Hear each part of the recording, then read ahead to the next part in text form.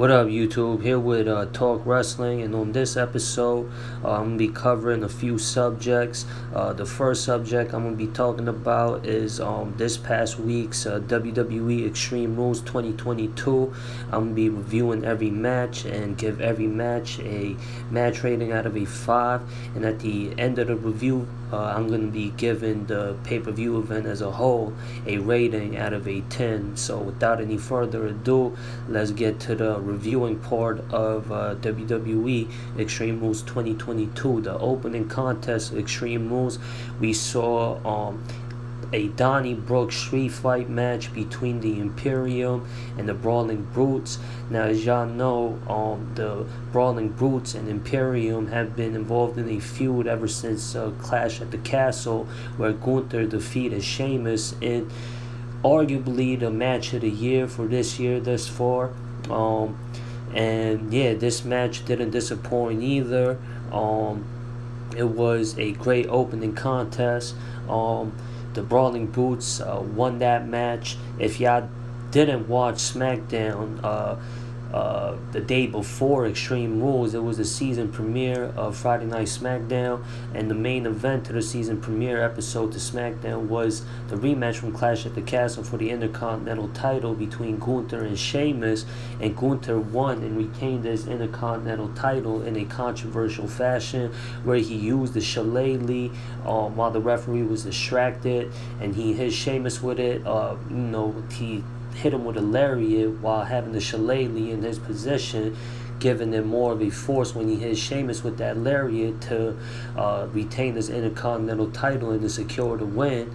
And then at Extreme Rules, the Brawling Brutes, how they won, Sheamus hit Gunther with the shillelagh to pick up the win for his team. Like I said, when y'all have these two teams involved in a match, you're going to get a good, entertaining match, and that's what we saw. It's the perfect match to open up a pay-per-view event to get the fans, ready for the rest of the show. And I get this matchup a 3.5 out of a 5. And then the second matchup, we saw Liv Morgan defend her SmackDown Women's title versus Ronda Rousey in a Extreme Rules match. I think it was one of those matches. Anyways, Liv Morgan passed out when Ronda Rousey locked in the armbar, and she smiled before passing out. And Ronda Rousey is the new SmackDown Women's Champion now. I would have liked to see Liv Morgan have a lengthier title run than she did, but I think WWE's got her going in a creative or character change, where I think she's like playing like this Harley Quinn character where she's crazy and thrives off of extreme stuff, and she gave a hint of that when she was smiling before passing out. And the matchup, it was a good matchup, good back and forth, cool spots here and there in the match. And yeah, and I thought the showmanship shown by Ronda Rousey was good. I think her charisma and showmanship is somewhat underrated because she thrives off of the fans' reactions quite well, and I saw that in this matchup. And yeah, on this matchup, I give a rating out of a 3 out of a 5. Then the next match, we saw a strap match between Drew McIntyre and Karrion Kross. Karrion Kross was one of those acquisitions picked up by Triple H when Triple H took over the creative department for the WWE. And Karrion Kross has been involved in a rivalry with Drew McIntyre ever since his return to the WWE. And this match was a hard-hitting physical match. They had spots all over the arena, and Karrion Kross picked up the win due to a interference from Scarlett. Scarlett pepper sprayed Drew McIntyre when Drew McIntyre was about to close the match and hit the Claymore. Scarlett provided the distraction and sprayed Drew McIntyre with the pepper spray, and that provided enough time for Karrion Kross to get back up and recover, and for him to lock in his finishing hold to secure the win. And no, I think he hit him with something else. I don't think he hit him with a submission move. Like it's like one of his finishing moves where Drew McIntyre was down on his knees and he hit him with like a clubbing blow to secure the win. And I give this matchup a 3 out of a 5. And if y'all, well, I'm gonna talk about SmackDown and Raw this past week's episode of SmackDown and Raw later. But this feud isn't over yet. I think they're gonna continue on with this feud. Obviously, Karrion Kross won due to a interference. So if y'all use the WWE product, y'all know that this rivalry is gonna probably continue between Karrion Kross and Drew McIntyre, and it's one of the best feuds going in the WWE right now. And then the next matchup, we saw Bianca Belair versus Bayley for the Raw Women's title in a ladder match. Now, this was a good match as well. Good spots. This Extreme Rules, and every matchup has like a special stipulation to it. So with that being said, this not like a regular wrestling match. You got different gimmick matches. So you're gonna see like cooler spots than we're used to seeing in a regular wrestling match, where there is a disqualification or a count out and things like that. And Bianca Belair won the match regardless of the fact that the Damage Control had provided interference in favor of Bayley. And what's her name? Bianca had backup though. The babyface woman backed up Bianca, and then that evened out the odds between Bayley and Bianca. And Bianca Belair got the W in this matchup. It was a good match. Bayley, she's been out of action for a year prior to her return at SummerSlam, and she didn't wrestle up until about like a week or two before Clash at the Castle. And for her to compete in a special stipulation match, like a ladder match, where it has some dangerous spots, I gotta give her respect for her getting in there to compete in this match for the Raw Women's title, and to produce the matchup she did with Bianca Belair at Extreme Rules last week. It was good to see that, and I give this matchup a 3 out of a 5. And then the next matchup, we saw a I Quit match with Edge and Finn Balor. Finn Balor and Edge, ever since Edge got kicked out of Judgment Day and Finn Balor joined the Judgment Day and made a heel turn, they've been involved in a feud ever since then.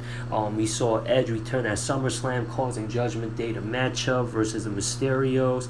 And then at Clash at the Castle, we saw Edge and Rey Mysterio defeat the Judgment Day due to interference from Dominic Mysterio. Then Dominic Mysterio pulled a surprise for many people when he turned heel and joined the Judgment Day.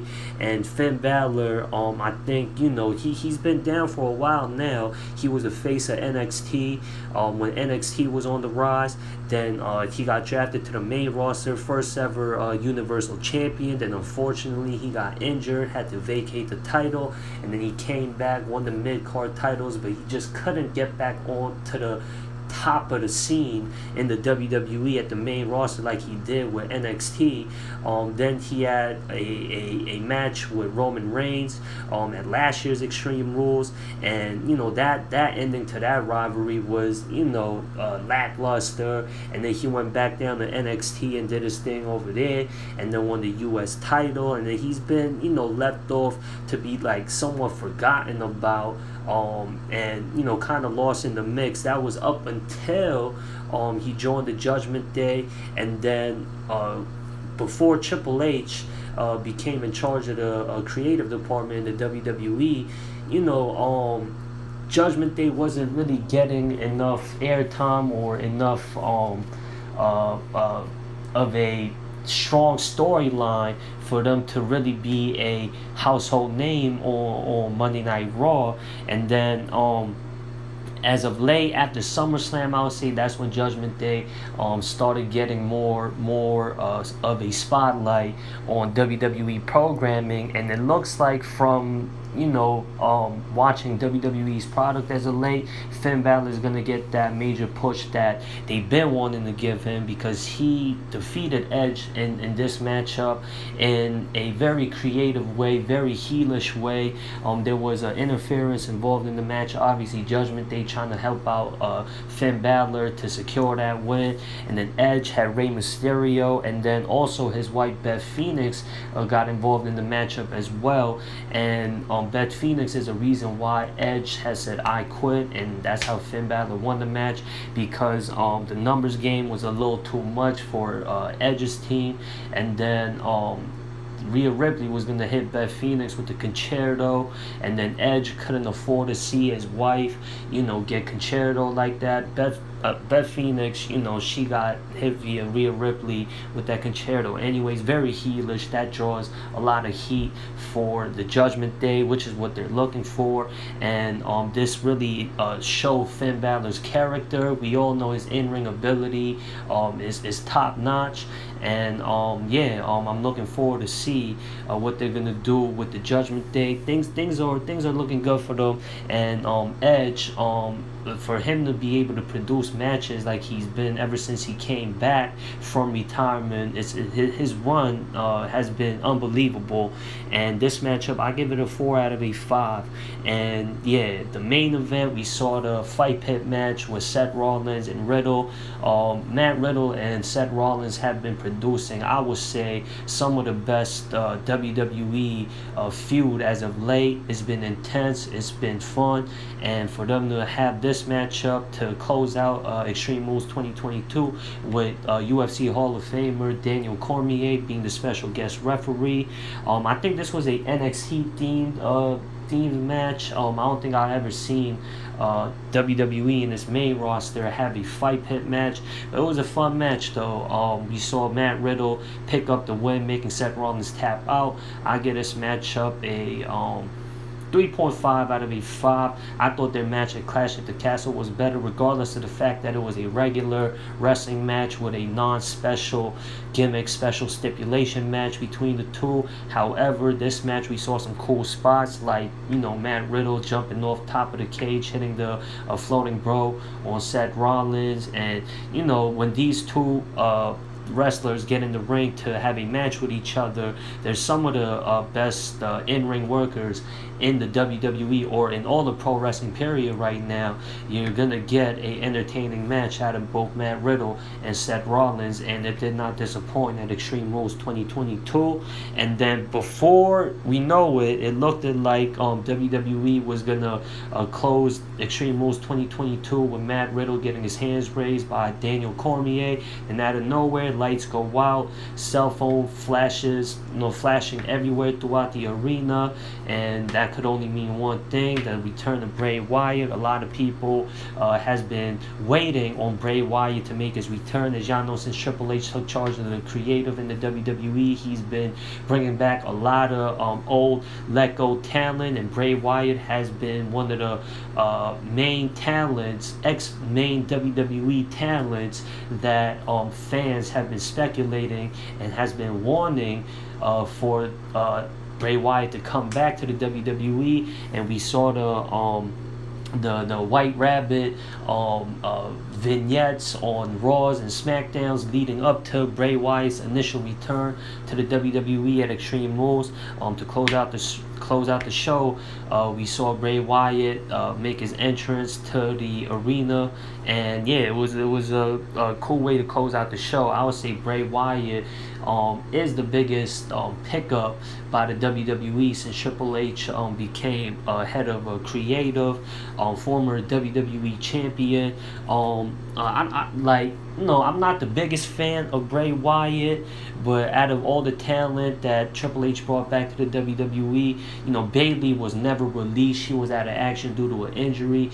Other than her, I don't think anybody's really on the level of a Bray Wyatt. I mean, Braun Strowman, who also came back recently, he's a former WWE champion as well, and when he made his WWE debut, he was a part of the Wyatt family. So I would say Bray Wyatt, out of all the wrestlers that came back to the WWE, he's their biggest acquisition because he's been at the highest level out of all the talents that's been brought back. And yeah, I'm looking forward to see what Bray Wyatt is gonna do. Hopefully, this one will be better because we can't say as wrestling fans, because I'm not going to be biased towards nobody. Bray Wyatt was not pushed. We cannot act like Bray Wyatt didn't get pushed to the top level in the WWE. He's feuded with all the top guys, got a win over John Cena, former WWE and former Universal Champion. So we can't say WWE didn't give him an opportunity, and also gave him a I would say special privilege at the time, because most wrestlers on the main roster wasn't getting the creative freedom like Bray Wyatt was. And Bray Wyatt, now that Triple H is more, he was one of the guys, when he was active as a wrestler or WWE superstar, whatever you want to call it. He knows what it's like to be on the roster and be in the same position that all the superstars who are performing in the WWE right now. And we could see the difference in the WWE product from when Vince was running things and from when Triple H was running things. If Bray Wyatt had the creative freedom to do what he was doing when Vince was in charge, I think he would have more of a leeway with Triple H being in charge, and I don't think Triple H would have brought him back if he wasn't a fan of Bray Wyatt's work. Obviously, the fans have been requesting for Bray Wyatt to be brought back to the WWE after being released, but he's brought back, and I'm looking forward to see what he can do. And I'm going to talk about what WWE might have potentially lined up for Bray Wyatt. And to give Extreme Rules a overall pay-per-view rating, I'll give it a 6.5 out of a 10. That's the overall ratings for the pay-per-view WWE Extreme Rules 2022. Anyways, moving along to the next subject. I'm gonna talk about the returning talents to the WWE. So since we was talking about Bray Wyatt, who recently came back to the WWE, made the biggest news, I would say, out of all the returns after Extreme Rules. Since we was already on that subject, we'll talk about Bray Wyatt and what WWE might have next for him. We saw on SmackDown and Raw, on the season premiere of Raw, he only made an entrance. He was shown on the season premiere episode of Monday Night Raw, but he didn't say anything. We had to wait all the way to SmackDown for him to give a promo to the watchers. And to close out this past week's episode of Friday Night SmackDown, we saw Bray Wyatt give a promo to the crowd and to everybody watching at home. It was a heartfelt promo, a deep promo that Bray Wyatt gave on this past week's episode of Friday Night SmackDown. It was very passionate. He was teary-eyed. Obviously, he hasn't been seen in any wrestling promotion after being let go by the WWE. He talked about his personal life and what he was on while he was away from pro wrestling, and he was thanking the fans and saying they kept him going and all that. Then out of nowhere we saw like a Bray Wyatt type of glitch scene where mid promo we saw like a glitch in the Titantron, like the Firefly Funhouse type stuff that Bray Wyatt has. Yeah, if y'all seen his entrance and how that goes, yeah, it's something like that. And I think what they're gonna do is like Bray Wyatt is gonna be playing a character like a split personality character, like with a Fiend character. Y'all remember his Fiend run? Something like that, where he's on that creepy Firefly Funhouse type of gimmick stuff where he's gonna try and drag that good guy, nice guy Bray Wyatt like we saw on SmackDown when he was talking in the ring. I think it's gonna be something like that with Bray Wyatt, and it should be good because there's no other characters like that currently in WWE. And with the creativity that Bray Wyatt possesses, I think it should be a good fun run that we'll see from Bray Wyatt from here on out. And yeah, hopefully he gets in a feud with a top talent in the WWE right now. And yeah, looking forward to it. And then Bray Wyatt wasn't the only return that we saw this past week. It was rumored and it was seen from a lot of people that the Good Brothers, aka Luke Gallows and Carl Anderson, former WWE Tag Team Champions, former IWGP Tag Team Champions, former Impact Wrestling Tag Team Champions, original members of the club, they made their return to the WWE. Now this was a surprise to me because from what I heard and from what I seen, the Good Brothers, Luke Gallows and Carl Anderson, the OC, the Bullet Club, whatever y'all want to call them, they was having a good run over there at Impact. And Carl Anderson had recently won the New Japan Pro Wrestling open weight championship, and I heard he's gonna be continuing to wrestle and to be defending that belt overseas at Japan,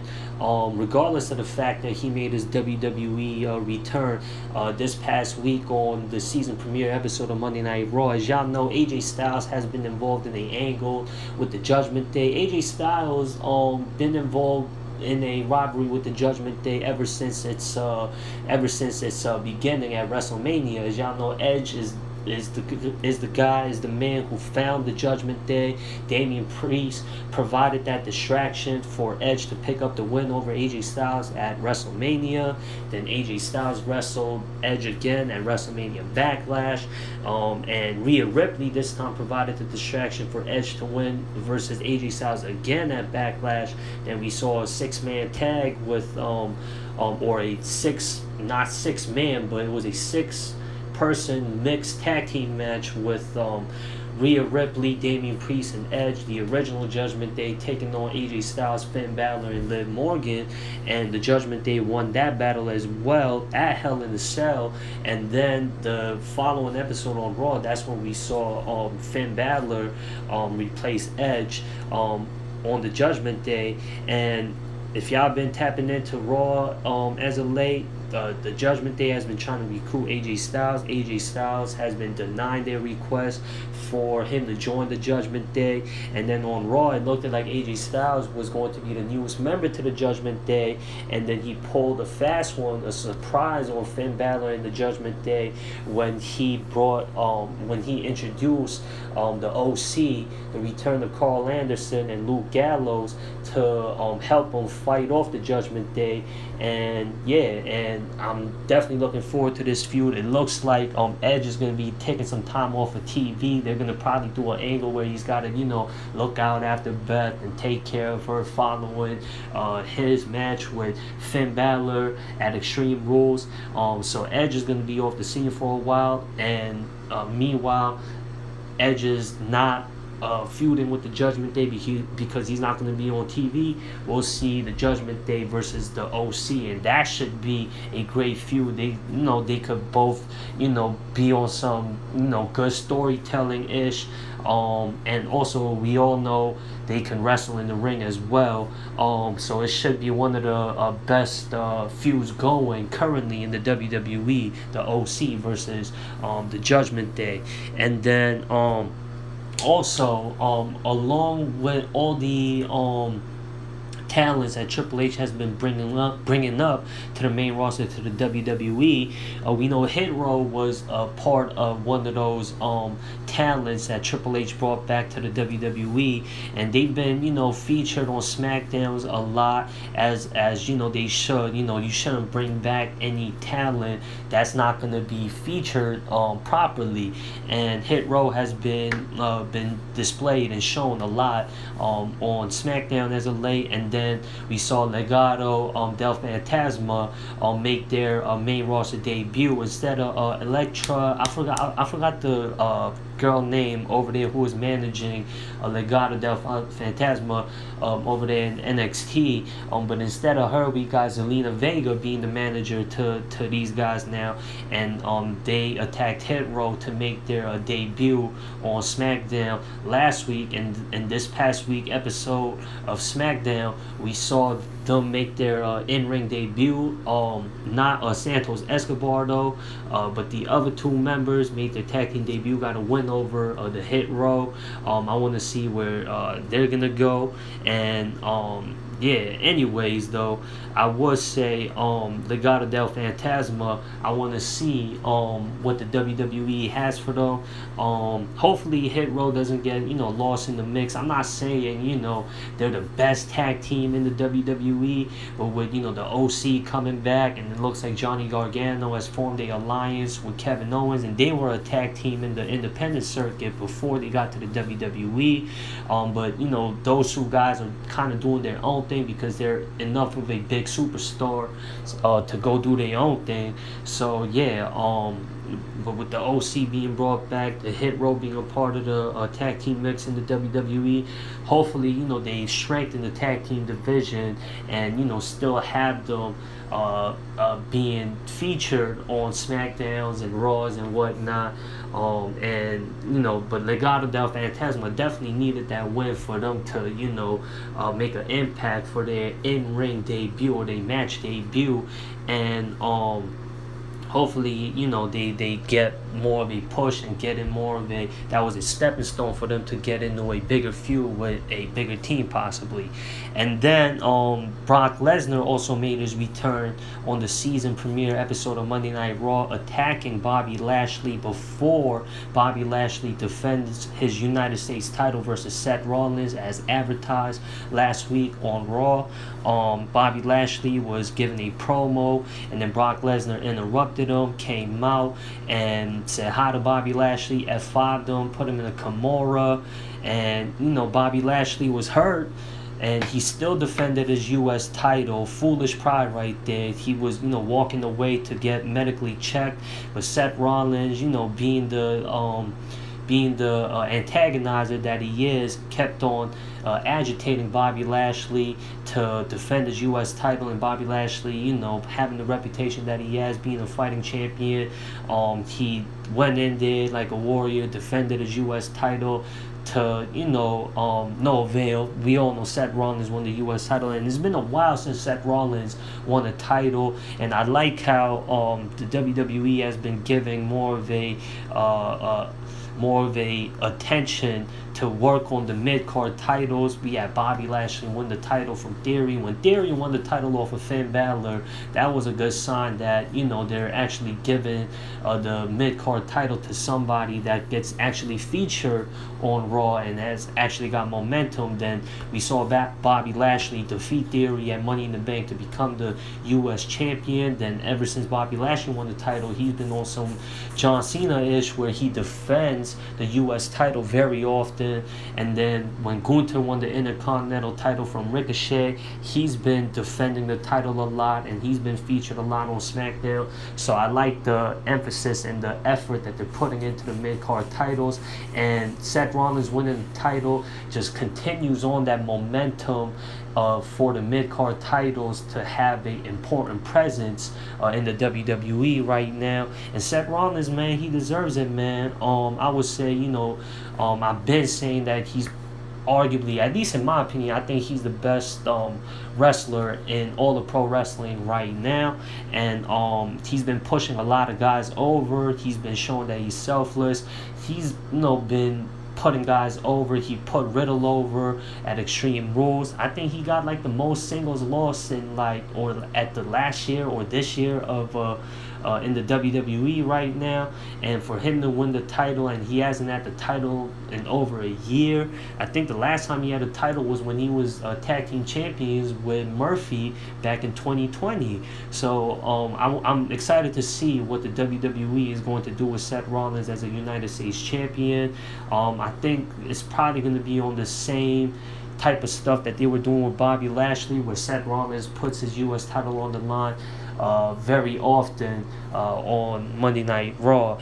And it was rumored that Brock Lesnar would be showing up at Crown Jewel because, anytime WWE throws an event out there in Saudi Arabia, they try and bring out the big draws because they only have 2 events at Saudi Arabia, or once a year. They do Crown Jewels every once a year, and then they do Elimination Chamber right before WrestleMania in Saudi Arabia. I think for next year, Elimination Chamber is scheduled to be at Saudi Arabia as well, but Brock Lesnar has been displayed and shown up at Crown Jewel ever since Crown Jewel became a WWE event. So I don't think Brock Lesnar wasn't going to be displayed for this year's Crown Jewel. And it looks like from what we saw at Raw, it's going to be the rematch from the Royal Rumble with Brock Lesnar taking on Bobby Lashley. As y'all know, Bobby Lashley defeated Brock Lesnar to retain the WWE title due to an interference from Paul Heyman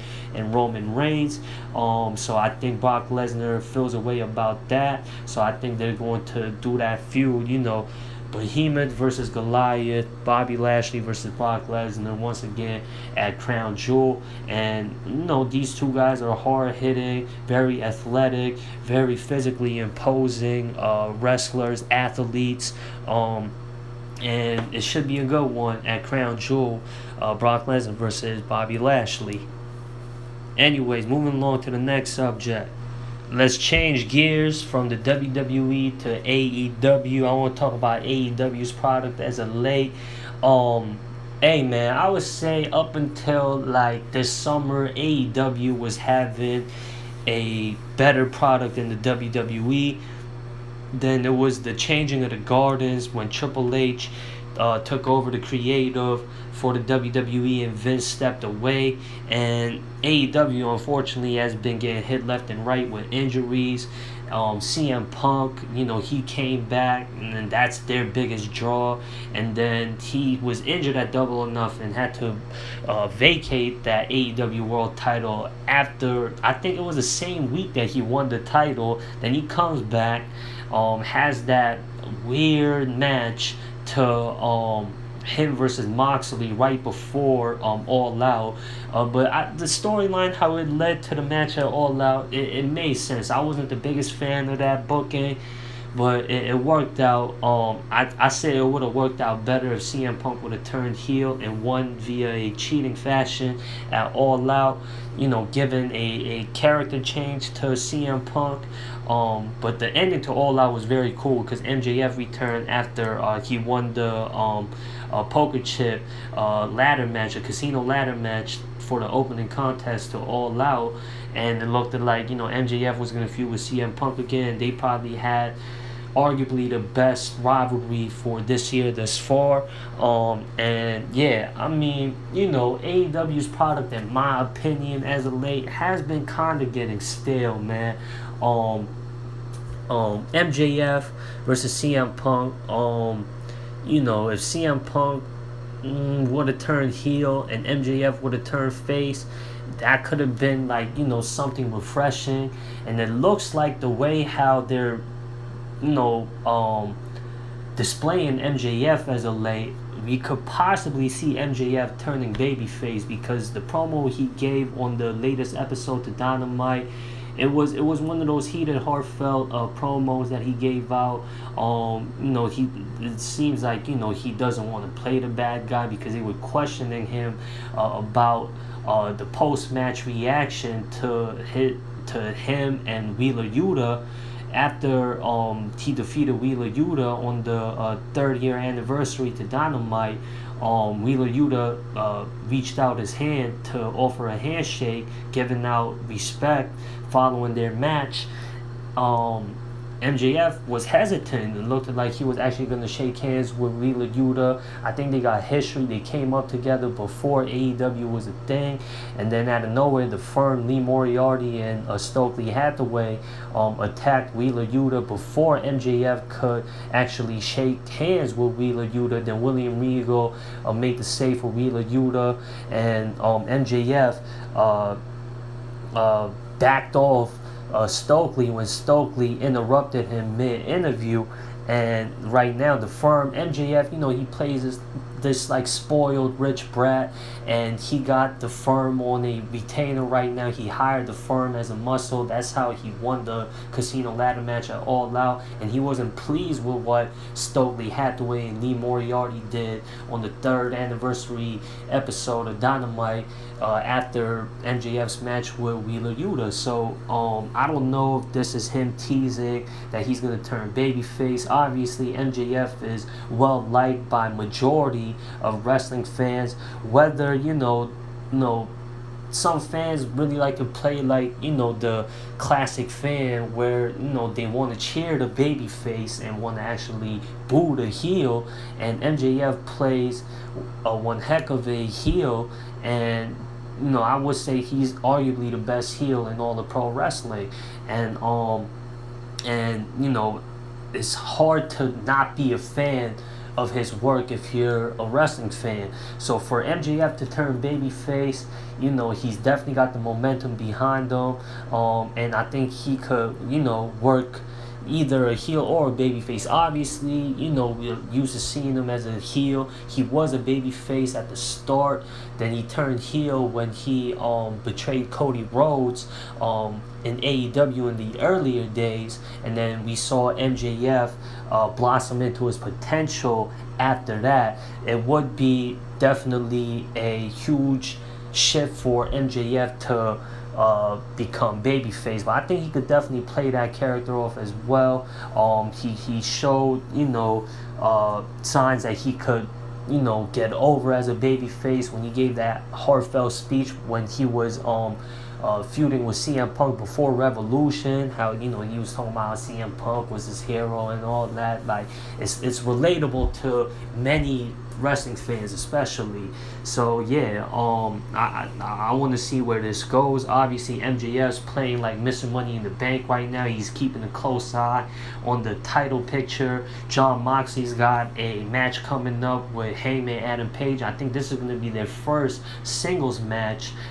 They've been a part of AEW since the start, of two former world champions, but they've never faced each other in a one-on-one match. And on the next episode of Dynamite, and it's going to be on a Tuesday, not a Wednesday. I don't know what that is for. I don't know if it's because the NBA season tip-off or if it's because of the MLB playoffs right now, but they got the next week's episode, or this week's upcoming episode of Dynamite on a Tuesday instead of a Wednesday, and it's going to be in Cincinnati. That's where Jon Moxley's from. He's going to be defending his AEW world title versus Heyman Adam Page, and I like how they've been building this match up. Heyman Adam Page gave one of the best promos this year thus far, and definitely I'll say his best work on the mic that I've seen from him. Even when he was a champion, a lot of people were criticizing him as, being the boringest champion in AEW history. But I thought it was a right move because he had momentum on his side. And also, that's a homegrown talent, a day one talent from AEW. He's always been, in the mid-card scene, always been outshadowed by somebody who was deemed as the better wrestler. And for him to, win that title when he did at Full Gear last year by defeating Kenny Omega, a former tag team partner of his, it was a good, good come-up story, good underdog story. And Heyman Adam Page, when he was a champion, when he was, coming up challenging Kenny Omega for the world title, or even when he was playing the drunk before all of that, I don't think I've seen a promo that he gave on the last week's episode of Dynamite when we saw him talk to Moxley one-on-one, face-to-face. I ain't seen a promo like that from him ever. So that definitely brought a lot of hype to the match between Heyman Adam Page and Jon Moxley for the next episode of Dynamite. Honestly, that's a pay-per-view worthy match. Both guys can wrestle. Both guys are on top of the food chain in AEW right now.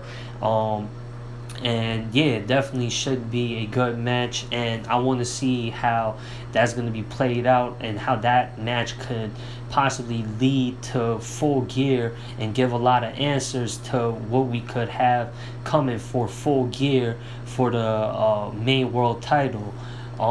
And yeah, speaking of Jon Moxley, he also signed a 5-year extension with AEW. There was talks of him. A lot of fans definitely want to see Jon Moxley or Dean Ambrose return to the WWE. He had a successful run as well. Former world champion, wrestled Brock Lesnar, wrestled Triple H. A lot of he was on the top of the food chain in the WWE as well. One of the original 3 members of the Shield. But he's like the heart and soul of AEW right now. The only 3-time AEW World Champion. They really, rely on Jon Moxley. Jon Moxley, after his match with CM Punk at All Out, was supposed to take a 6-week vacation. Then after CM Punk got injured and suspended along with the Elite, Young Bucks, and Kenny Omega, they had to, rely on him. And Jon Moxley has really been AEW's company guy, and he's happy with AEW because he signed a 5-year extension. So he's not going to go nowhere for a long time. And he also brought Renee Young, his wife, to AEW as well. As y'all know, she was a commentator for the WWE when they were both in WWE. Now they're both in AEW. So that was a acquisition news from AEW as a recent. And yeah, AEW, I also want to talk about the tag team scene as well. What's up with AEW and every one of its talent being in a group? I don't think there's a single wrestler right now that's not a part of a group. We also saw Stu Grayson make a return to AEW. That's another acquiring news that came out of AEW. He got let go a few months back. Then he came back on Rampage this past Friday. Then also we saw the Kingdom, Matt Tavern and Mike Bennett, along with Maria Kanellis, make their AEW debut this past Friday on Rampage as well. After the Pinnacle, Shawn Spears returned on Dynamite as well in front of a home crowd. AEW made their debut in Canada last week, and it was a good episode, both Rampage and Dynamite.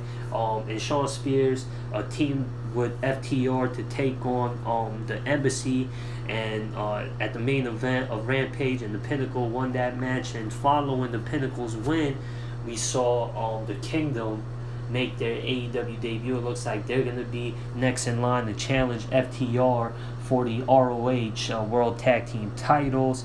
And the Embassy and the Kingdom, that's like 5 male wrestlers in total, feuding with the Pinnacle along with Samoa Joe, the current ROH television champion. And Samoa Joe has formed an alliance with Wardlow. As y'all know, Samoa Joe made his AEW return at All Out after FTR and Wardlow defeated Jay Lethal and the Motor City Machine Guns.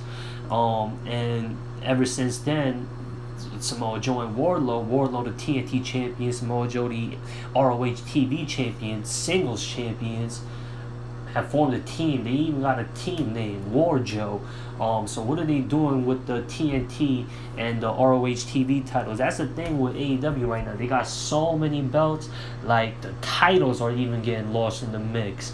They got a in-depth roster that is very hard to manage, and not like a lot of the talents get left back and lost in the mix and don't get featured on TV enough. So I don't know, man. It looks like it's gonna be the Pinnacle, along with Samoa Joe feuding with Embassy and the Kingdom, and the ROH titles have been kind of lost in the mix.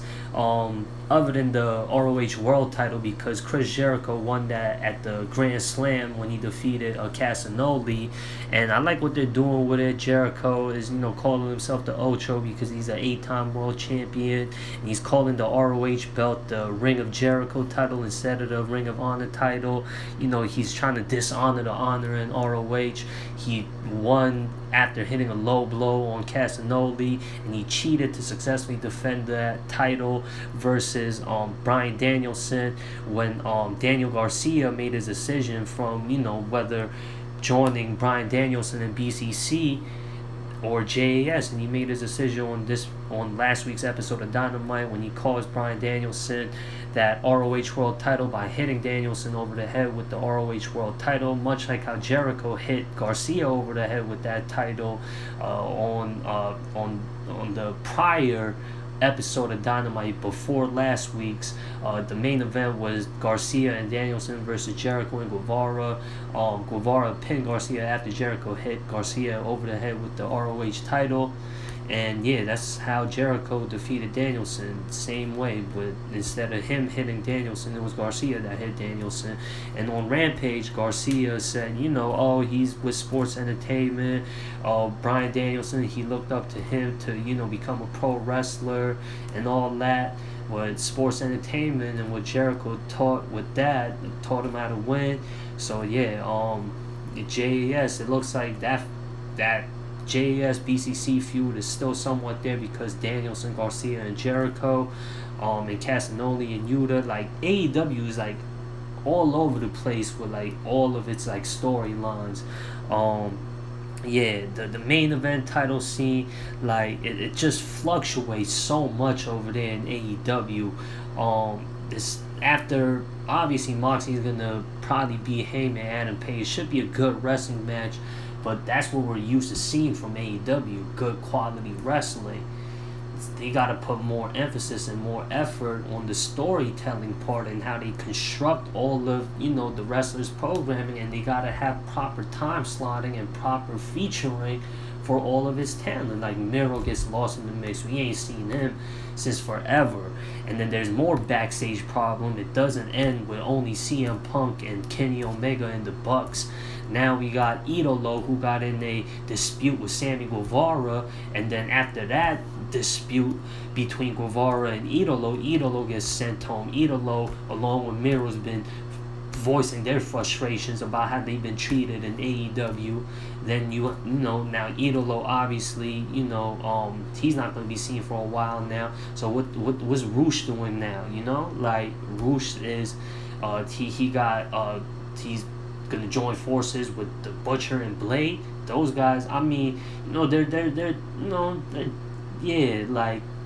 another tag team that's lost in the mix right now, and that's not enough for Roosh to be a key figure, an important part of AEW. Like they wasn't utilizing Lafashon Ingannable. Like my pronunciation with that is bad. So Roosh and Idolo, they've been featured, but they don't have any storylines to support them, like to catapult on to the next level. They don't have a feud or rivalry. At the beginning, they were feuding with the Lucha Bros, and that was worth a little while. And then after that, they got lost in the shuffle as well. And then now, I don't know if they're gonna turn Jay Lethal face. They just got so much talent that they don't know what to do with it. I think I think they got to do a better job at organizing and structuring the time slots and how they feature all of their talents right now. The only thing I could say that I'm never going to talk about AEW's quality in wrestling because they produce good matches all the time. If you're looking for, that indie type of wrestling, AEW's got that, right? As far as like their programmings right now, other than the world title scene, there's no TNT and ROH TV title scene going on right now, really. Jericho is defending the ROH World title damn near every week. He's on the next episode of Dynamite. He's going to be defending that title versus Dalton Castle. His match with Danielson was a storytelling match, so there's more effort and there's definitely more of a spotlight on the ROH World title right now because Jericho has it. And I think that's why they put the ROH title on Chris Jericho, for the ROH title to be featured more and to be treated with more of a value and prestige. And yeah, and he's wrestling all former ROH World Champions. He had a great match with Bandito a few weeks ago, and then he's going to be wrestling Dalton Castle on the upcoming episode of Dynamite. That should be a decent to a good match, and who knows what they're gonna do with the ROH World title and Chris Jericho right now. I don't know what they're gonna do with the Pure title. Danny Garcia has it right now. I don't think he's defended it ever since he won it.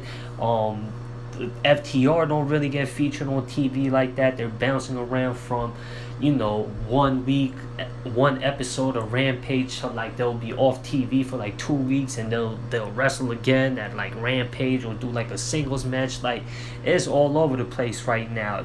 And the Acclaimed right now, they're on a heat roller right now. They got some momentum going in their favor. They're one of the more well received parts of the AEW right now.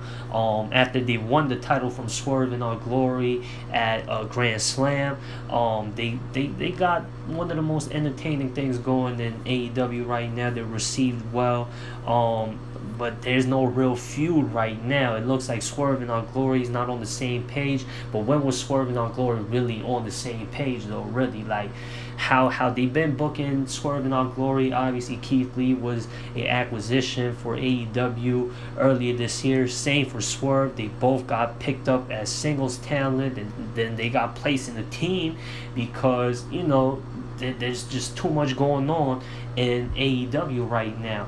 And how they've been booked, it looks like, Keith Lee and Swerve Strickland are such good individual talents. When they form together as a team, even if their chemistry is off and their communication and their teamwork and all that is off, they're still good enough to pick up wins, enough to win the tag team titles as well.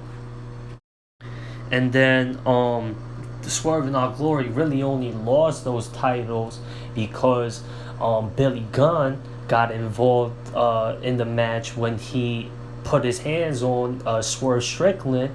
That provided enough time for the Acclaim and enough damage to Swerve Strickland for the Acclaim to hit their moves after Billy Gunn hit his moves, and that's what secured the Acclaim to win. And then at All Out, they had one of the best matches in all of All Out as well. And then on this past episode of this week's past episode, or last week's episode, of Dynamite, we saw Swerve Strickland defeat Billy Gunn after holding on to the ropes when he had Billy Gunn in a roll-up, cheating to secure the win.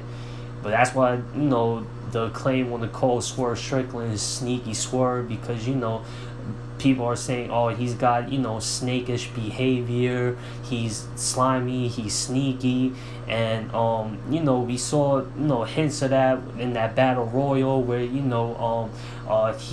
threw out Keith Lee.